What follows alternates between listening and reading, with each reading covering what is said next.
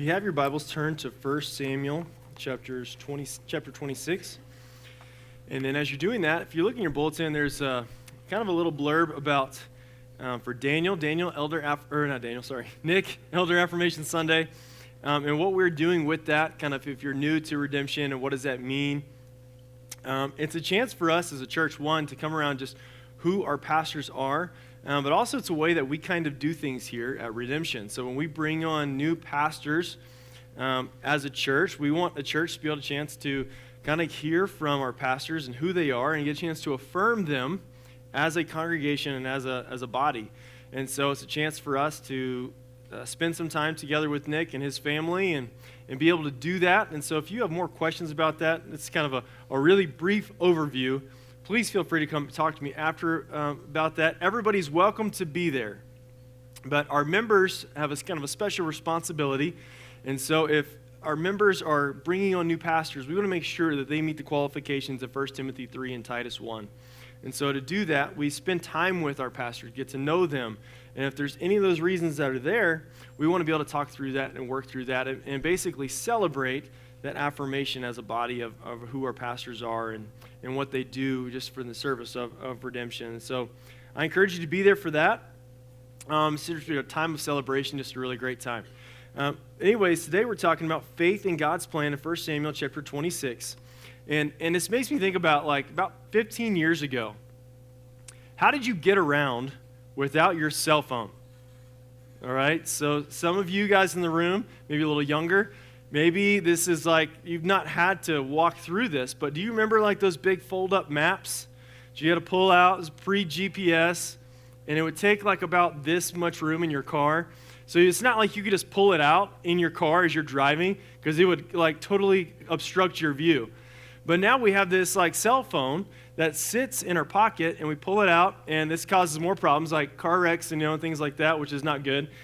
But we have this cell phone that's got just this quick address, plug it in, and then boom, the GPS starts telling me exactly where I need to go.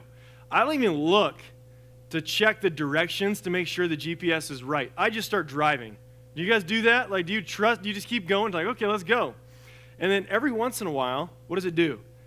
It gets you some random place, the address was not right, or if you're using, depending on which service you're using, it takes you to some random neighborhood, and maybe it's not marked, I don't know. But most of the time, it gets you where you need to go. We just blindly trust this thing, this cell phone that sits in my pocket. I'm blindly going to trust it.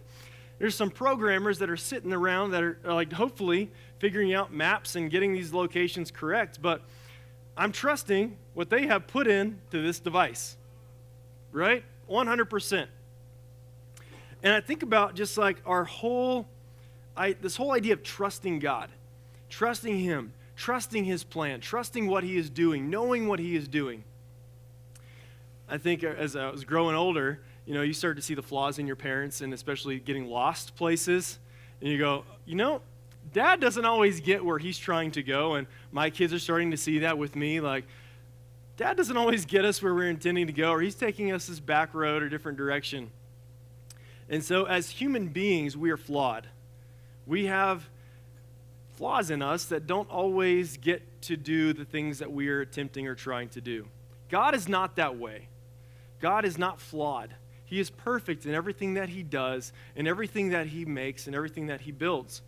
And when we read the Bible, God's Word, from beginning to end, we see in this book God's plan for the world, God's plan for His church, His body, and God's plan for us as Christians, individuals, in a part of that church, how we are to live, how we are to follow Christ, what we are to do.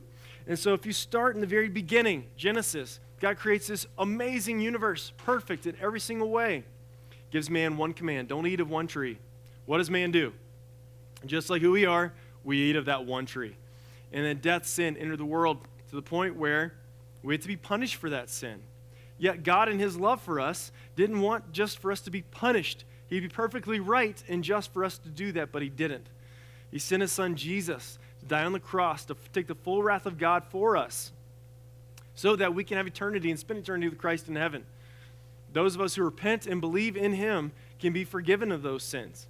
And then we as a body, as a group of Christians, are to live in such a way to honor Christ. We do that by following what he's laid out for us in his word. But the truth of the matter is, many times we start questioning God. God, did you really mean that? God, there's no way you could have said that. Well, all around my friends are telling me that this is the way that I'm supposed to live or that I can live. I don't know if I can believe you in your word. And we may not say, I don't know if I can believe you, but our lives demonstrate that we don't believe God in the very word that he's telling us to do. In our culture today, there's this lie that's going around, and it sounds a lot of different ways, but here's kind of the core of it, the thrust of it. Do whatever makes you happy, and as long as you're following your heart in that, you'll be okay. And I've said this before from the pulpit, but man, I can't follow my heart. My heart will lead me to the dentist. I love candy. I'm just going to say it. I love candy. Every time I go to the dentist, I go into his office, and he's like, you got another cavity. And I said, I know, it's the price I have to pay for jelly beans and gummy bears. I get it. I'm okay with that, right? Now, my teeth aren't okay with that. That's not a good thing for me to do, but I love it. And following our hearts, following what makes us happy, causes us a lot of problems. And yet our culture tells us that's the thing that's going to sustain us. That's the thing that's going to give us joy. That's the thing that's going to make us fulfilled in life. The truth is, if you follow that line of thinking, it will leave you empty. Empty. Old philosophers used to say there's this God-sized hole in each of us. And the only thing that can fill it is God himself. God himself, the thing we crave most deeply in life, is not happiness, some vague notion of happiness that's relative depending on who we're talking to. It's God himself. The very beginning, when Adam and Eve sinned and they broke away from God, they were missing God himself.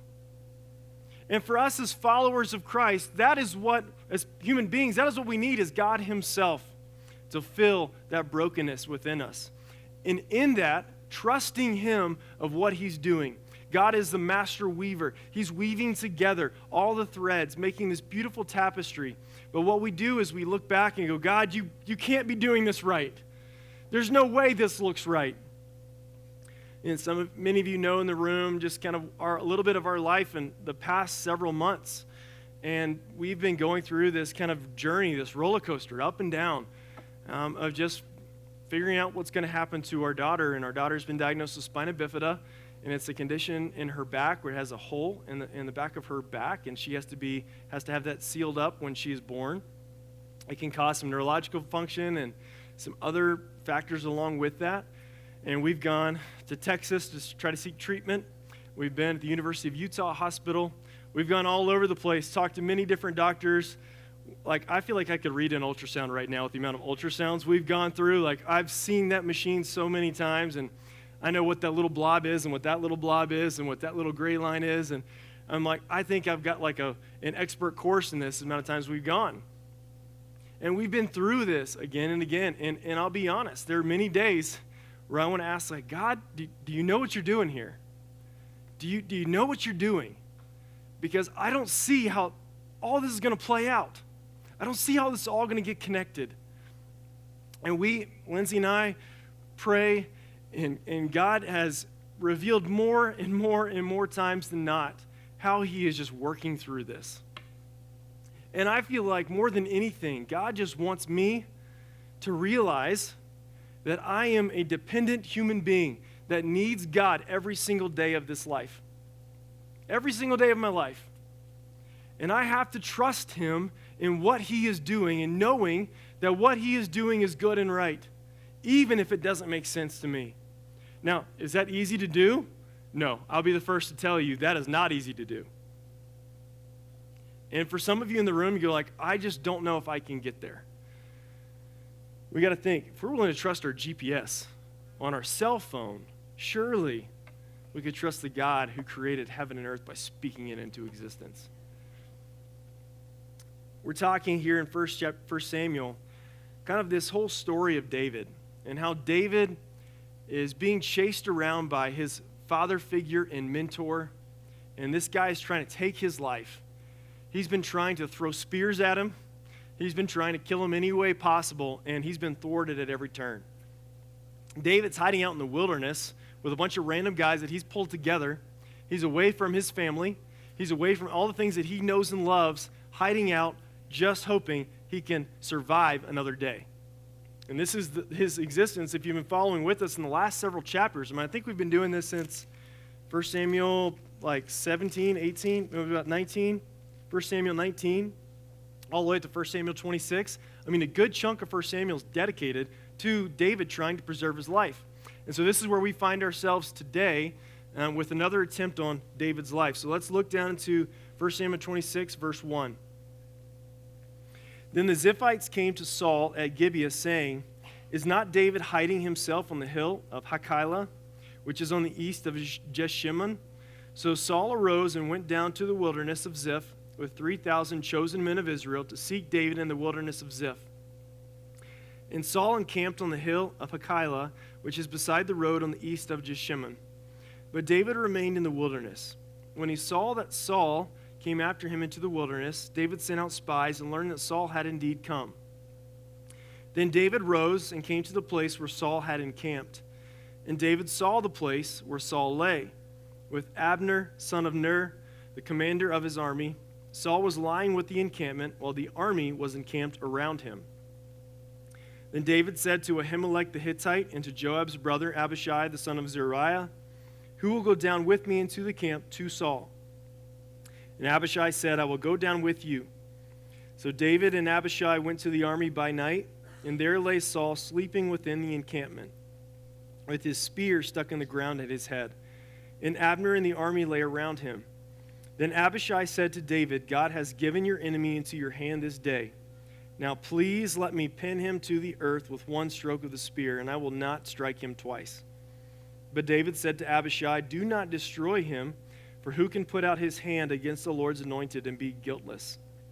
And David said, "As the Lord lives, the Lord will strike him, or this day will come to die, or his day he will come to die, or he will go down into battle and perish. The Lord forbid that I should put out my hand against the Lord's anointed. But take now the spear that is at his head and the jar of water, and let us go." So David took the spear and the jar of water from Saul's head, and they went away. No man saw it or knew it, nor did any awake, for they were all asleep because a deep sleep from the Lord had fallen upon them. So again, David's in the wilderness, and all these kind of native people around him, the Ziphites, they want to be on Saul's good side. 2 chapters ago, I think it was 2 or 3 chapters ago, the Ziphites kind of make their appearance, and this is a group of people who are native to the area, and they give Saul some information. Saul is very thankful for that information and tries to use that information to kill David. God thwarts that plan, and Saul winds up going back, and he's very repentant, and you would think that they would learn that David's going to be around for a little while. Well, they tell Saul again, and again, chapter 24, Saul has told David he knows he's going to be the next king.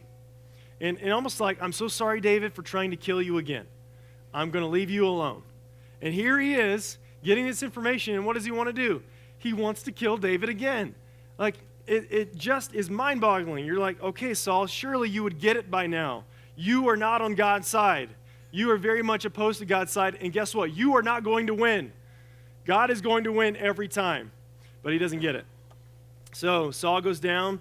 He brings 3,000 of his choice men. Again, if you remember back in who Saul was, the one thing that he did is he surrounded himself with valiant men. So these were the best of the best. These were the best soldiers in the land that he could acquire. He put those guys in his camp. Abner was not some random soldier. He was a very impressive soldier, and he was the commander of his army. This is who Saul brought with him. It's like bringing the Navy SEAL Team 6 with you because you want to finish the job.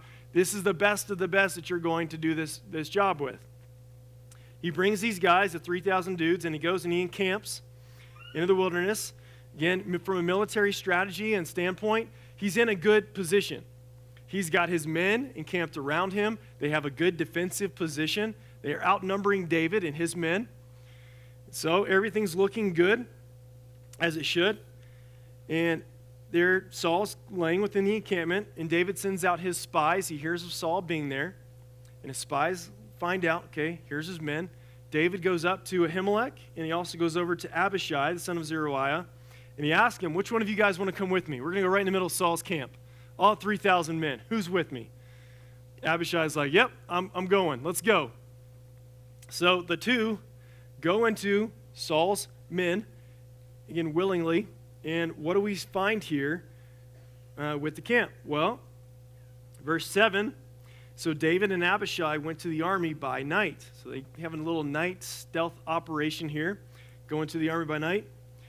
And they find the whole army is asleep. From a military standpoint, you don't want your whole army asleep. It's not a good idea.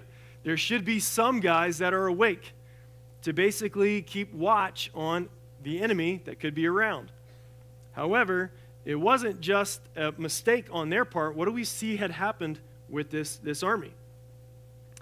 I think in verse 7, further on, verse 8, Abishai said to David, he says, God has given your enemy into your hand this day. So Abishai's like, all these guys are asleep. God's given us the army. There's a spear right here by Saul's head. And how fitting would it be to take this spear that he's been throwing at you over and over and over again and just let me finish the job. One stroke is all I need. I don't need any more. And if you read more about Abishai later, he's one of David's mighty men. This guy is a warrior of warriors. He fought major battles by himself. I think it says that he took out 300 men by himself. Like, this is a guy who, when he says, I just need one stroke of the spear, he means I just need one stroke of the spear and I'm going to finish it. And he's saying, look, it's right here. Look at this sign. It's all right in front of us. I can end this and you will be happier, David. You will be much happier not having to run around the wilderness. You can take in your kingship, ascend on your throne as king, and everything will be good. We'll follow you into Jerusalem. Everything will be great. What is that? That's not what happened, though. David says in verse 9, do not destroy him, for who can put out his hand against the Lord's anointed and be guiltless? So if you remember back to the story of Samuel, Samuel anoints Saul as king. Saul has been appointed king for the people's disobedience. The people wanted a king to be like the nations around them. So God gives them a king. And they have this king, and they think everything's all good and great. And Saul turns out to not be as great as they thought he was going to be. He sends their sons to war. He starts to lose it mentally, and he's bringing their people in battles they shouldn't be fighting. And all of a sudden, you're like, man, this guy he's lost it. And David's anointed the next king, again, as a symbol of God bringing restoration and redemption, even when we sin and fail him. David is, again, from a symbolic standpoint, he's, you see this from a restoration, redemption standpoint, a type of Christ. He's not Christ by any means. He is full of flaws and full of failings, but we see God's hand of redemption all throughout Scripture, and the Old Testament is no exception. So when we see David, we see what God does to us. God takes the things that we mess up and screw up, and he says, I'm going to bring hope and restoration and healing. David being a type of that to come. Now, in that, God's timing is perfect. God still has a plan in place with all of this.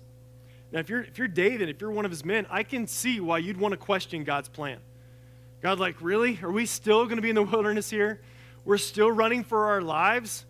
Like, we have a chance to finish this. Let's do it. Let's finish this and be done. It's not what they do. I think it's interesting as we think through this passage about listening to the right voice. Listening to the right voice. Because we all have voices, people, friends. If you're listening to voices, that's a totally different thing. We're talking about voices as in friends, people, relatives, family members, people that speak into your lives. So we all have those people, right, who speak into our lives. And Saul's listening to the Ziphites. He's listening to the people who are around him. He's put people in his camp who tell him what he wants to hear. That David is his enemy and that he should be killed. David has Abishai, who's a great warrior, who's actually giving him pretty sound advice from a strategic standpoint. Here's the threat. eliminate the threat, and we're done. We all have people around us that are speaking into our lives, telling us things. Who is speaking into your life? Who's speaking into your life? Just think about that. And here's how you can tell who's speaking into your life, if it's someone you should keep or someone you shouldn't keep. Do they ever disagree with you? Do they ever disagree with you? Because we are our best echo chambers. Because echo chamber it's a thing where you say something and it repeats. It's like a parrot. Like, so you say, you know what? I think I want to do whatever, X, Y, Z. And they go, yes, you should do X, Y, Z. Does that make you happy? Awesome. Go for it. That's not a good friend. It's not a good advisor. You want somebody in your life who's going to speak truth to you even when that truth is uncomfortable. All around the world, we have imported this type of Christianity. I would say it's not Christianity at all, but it tells people that everything is okay with you. There is nothing wrong. You don't have this thing called sin. You're not an enemy of God. You don't have any of these problems, and you're okay. Just continue doing what you're doing and be fine. God is not okay with that. God tells us that at the core of who we are is a sinner and a sinful human being, and everything that we want to do is to go against a righteous and holy and just God. Everything that we do. And God says, this is who you are, and this is who I am. I'm perfectly good, and you're not. We need to be confronted with that. Because if we don't, we've missed the point of this whole sinful side of us, and that we are flawed human beings. Saul needed to be confronted by who he was. He needed to hear that everything that he was doing was wrong, even if it meant the point of maybe his advisors losing their lives. People like the Ziphites around would give the advice in order to put themselves in a better position in front of the kingdom. We do that all the time with friends, our friendships and relationships. We put ourselves in positions where it's going to be expedient for us. It's going to be good for us. Who's speaking into your life? Before we can follow God's plan, we got to make sure we're listening to the right voice. Because there are a lot of voices around, and they're saying all sorts of things. Who are you listening to? David here realized the plan that God had put in place, and he wanted to make sure that he was testing that against what was right. That's why we teach the Bible here at Redemption. Because every time I read the Word of God, this should confront me in my sin. It should confront me in my sin. I realize as I read this that I'm nowhere close to God's standard. Nowhere close. God is perfect. He's perfect in everything that he does. And I'm way down here. Nowhere close. I'm confronted by my idols. I'm confronted by how many times I don't want to follow the Lord and I want to follow myself. Now, the beauty of the gospel is we don't have to live in that guilt any longer, because Jesus has forgiven us and redeemed us from that and made us and restored us, and he actually given his own righteousness for us so that we can live for him. We have that. So we can live in the freedom of that, but we got to make sure we don't make a mistake here about understanding what that means. That doesn't mean we are good because of what we do. It means we are good because what Christ has given us. He's given us his very goodness so that when God sees us, he no longer sees our sin, he sees Jesus' perfection. Not anything we've attained, but everything that he has done himself. We want to make sure that we're listening to the right voice, that you are questioning everything before God's word. If that makes you uncomfortable, then it makes you uncomfortable. And you go, well, you know what? I read the Bible, and it talks about me being a sinner, and that doesn't make me happy, and I don't want to follow that. Good. Because until you realize that you are broken, you can't be restored. God wants to restore you. He has paid that price through Christ, and he wants to redeem you and restore you. And you know what? As a follower of Christ, you know what gives me joy is I realize that I am totally undeserving, and yet he's given me everything. That's what gives me joy. That allows me to get up every morning and continue to live for him and to fight for him and to follow after him because he's given it to me. He's paid it 100% in full. But it's not because of anything that I've done. It's everything because of what he has done. Are you listening to the right voice? Secondly, the thing we see here is that we need to trust God for the results, leaving the results to God. Let's look in verse 13. Then David went over to the other side and stood far off on the top of the hill with a great space between them. And David called to the army and to Abner, the son of Ner, saying, "Will you not answer, Abner?" Then Abner answered, "Who are you who calls to the king?" And David said to Abner, "Are you not a man? Who is like you in Israel? Why then have you not kept watch over your lord the king? For one of the people came in to destroy the king your lord. This thing that you have done is not good. As the Lord lives, you deserve to die, because you have not kept watch over your Lord, the Lord's anointed. And now see where the king's spear is, and the jar of water that was at his head." Saul recognized David's voice and said, "Is this your voice, my son David?" And David said, "It is my voice, my lord, my king, O king." And he said, "Why does my lord pursue after his servant? For what have I done? What evil is on my hands? Now therefore let my lord the king hear the words of his servant. If it is the Lord who has stirred you up against me, may he accept an offering. But if it is men, may they be cursed before the Lord. For they have driven me out this day, that I should have no share in the heritage of the Lord, saying, Go serve other gods. Now therefore let not my blood fall to the earth, away from the presence of the Lord, for the king of Israel has come out to seek a single flea, like one who hunts a partridge in the mountains." And Saul said, "I have sinned. Return my son David, for I will no more do you harm, because my life was precious in your eyes this day. Behold, I have acted foolishly and have made a great mistake." And David answered and said, "Here is the spear, O king. Let one of the young men come over and take it. The Lord rewards every man for his righteousness and his faithfulness. For the Lord gave you into my hand today, and I would not put out my hand against the Lord's anointed. Behold, as your life was precious this day in my sight, so may my life be precious in the sight of the Lord, and may he deliver me out of all tribulation." And Saul said to David, Blessed be you, my son David. You will do many things and will succeed in them." So David went his way, and Saul returned to his place. So David gets his spear, Saul's spear, and the water jug, and he takes it across the other side of this space. Again, Saul's pursuing him. David decides not to kill him, realizes that it would be a grave mistake, and God's given him word that he shouldn't do that. So he goes to the other side. He calls out to the army. They awake, and Abner's saying, Who is this guy? Who's calling out to the king? And David questions his manhood. He says, "Abner, are you not a man? Yet you're asleep, falling in service of protecting the king? This is what you're supposed to be doing. You deserve death because of your failure to keep the king safe." Now, if you remember from David what his job was early on, 1 Samuel 17, it talks about him as the armor bearer. The armor bearer was the king's right-hand man. David's job was to keep the king safe. He was still fulfilling his duty as armor bearer, even in the middle of his king wanting his very life.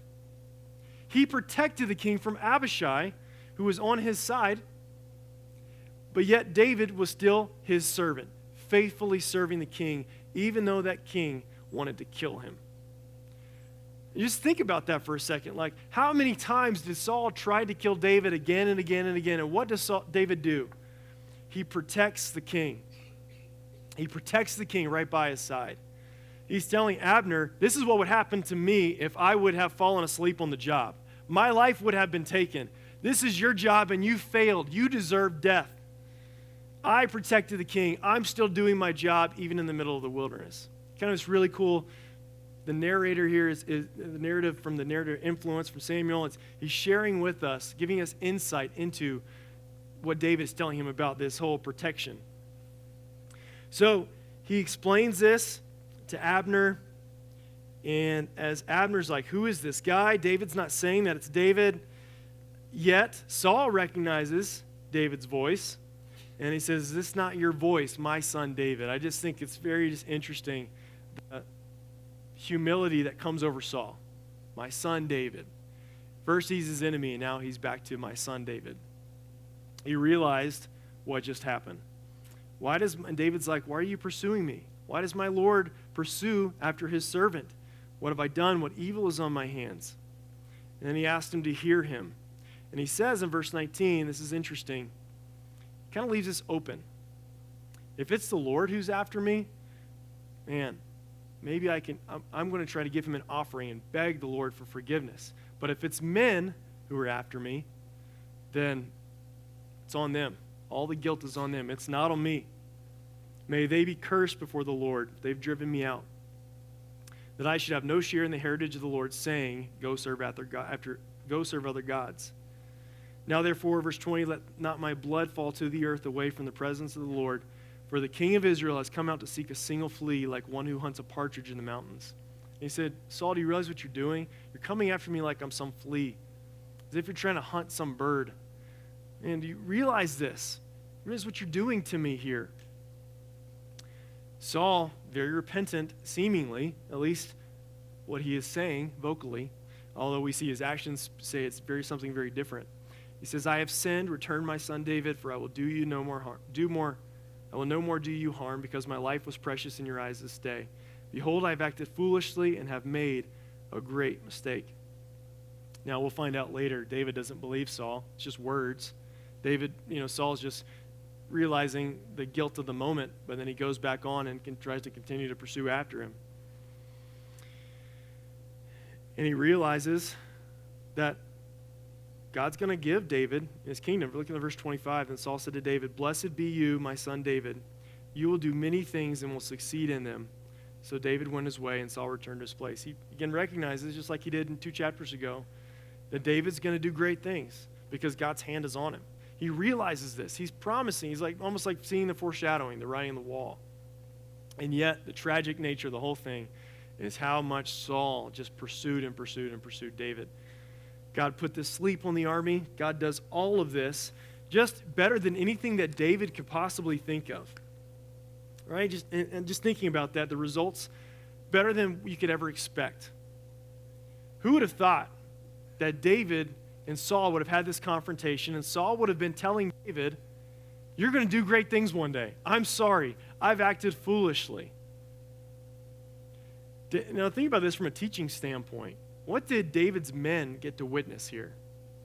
God do an extraordinary miracle here by saving David's life and his men.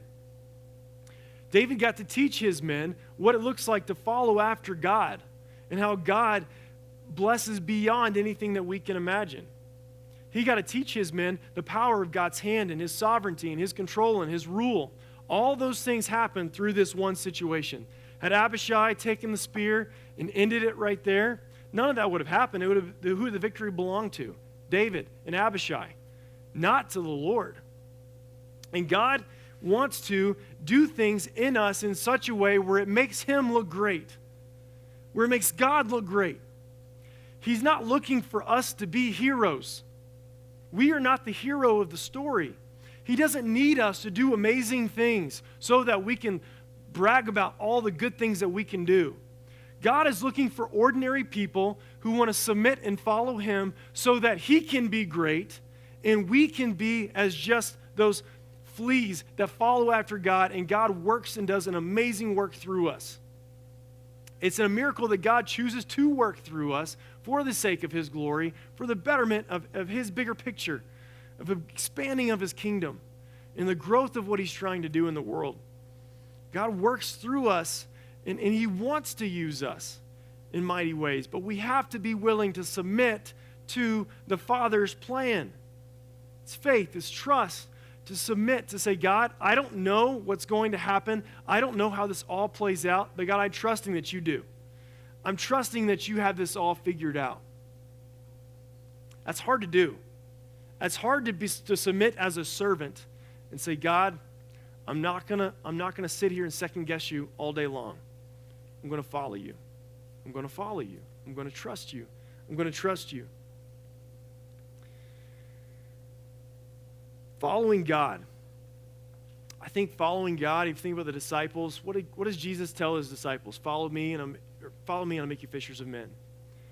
And the disciples look around and they go, man, some of the disciples, I'm not talking about the 12, but the bigger group of men that Jesus approaches, and he approaches some, and it's really sad because one guy, he's like, well, Jesus, I want to follow you, but first I need to go bury my father.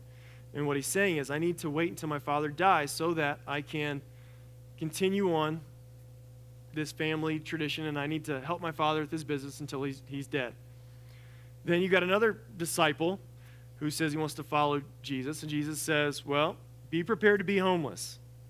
Are you ready for that? And the disciple's like, no, I'm not ready for that. One guy comes to Jesus, and Jesus tells him, sell everything you have. Are you prepared for that? He's like, oh, sell everything you have? What are you talking about, Jesus? That sounds crazy. He says, all right, follow me. He said, actually, if you follow after me, your family's going to be divided. Because following after Jesus sometimes divides families. It does. Because some families don't want you to follow Jesus or have Jesus to be a greater loyalty and allegiance than anything else. Family should come first, not then Jesus. And he said, no, I come first, then everything else. When God comes into the picture and he says, this is what I want you to do, I want you to follow me, it brings a lot of consequences to that can be seemingly unpleasant. There's an ethical term, it's called consequentialist ethics. Have you guys ever heard of that? Consequentialist ethics. This is the whole idea, and I think most people live this way. It is that I'm going to try to think through what my decision, what kind of consequences my decisions will make, and I'm going to make the decision, the best decision, that's going to give me the best consequences in result. So here's how that looks.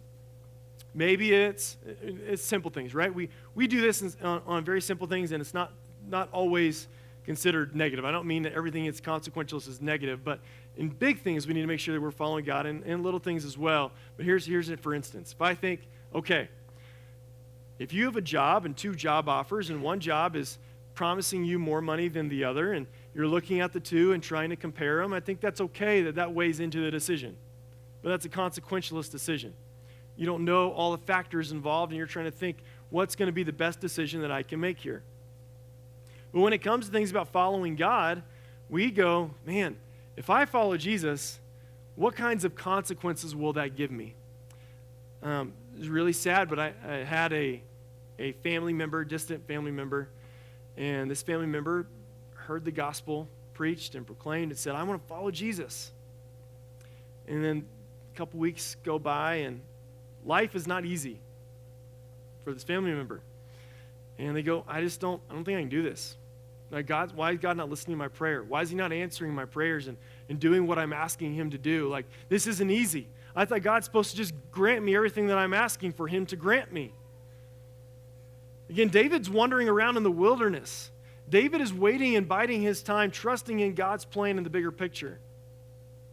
And I just tell you how deep my prayer life has been over the last few months of walking through what we've been walking through with our daughter. That God's reminded me that he's in control of this thing. And then I realize that I'm dependent upon him, that I need the Lord in everything that I do. Man, God is sanctifying and revealing to us the whole purpose of following after him. That's a good thing.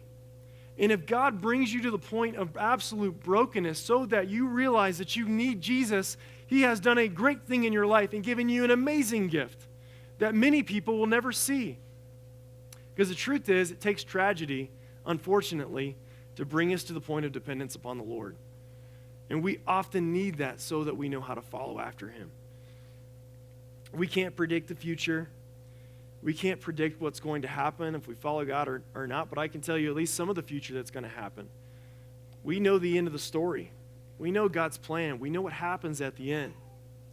God takes all this brokenness in the world that we see all around us, and he fixes and redeems and restores it. And for those who follow, believe in the Lord, who've placed their faith and trust in him, we know where we spend eternity.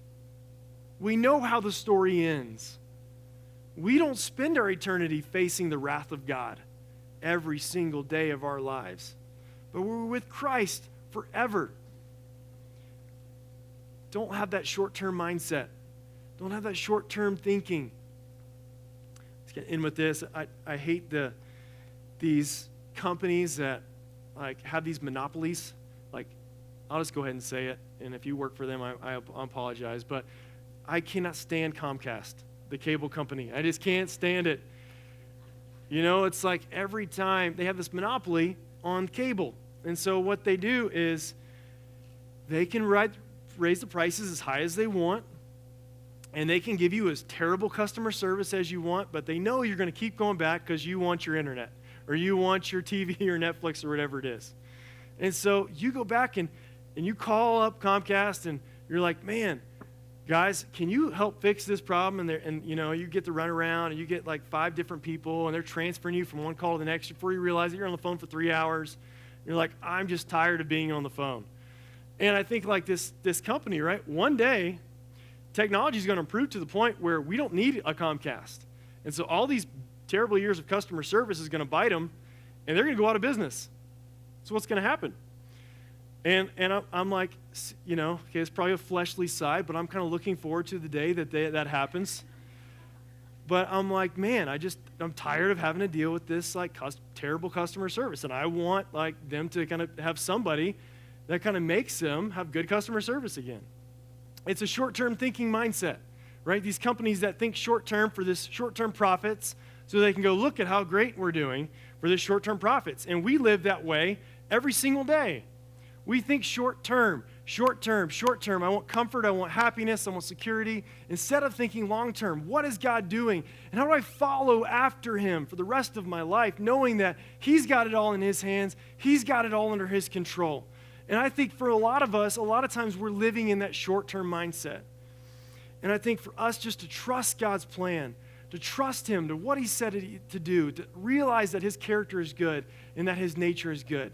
And I'll ask you this, are you trusting in God's plan, or are you living after some short-term consequence that's just going to bring you joy for a day and it's going to leave you empty for the rest of your life?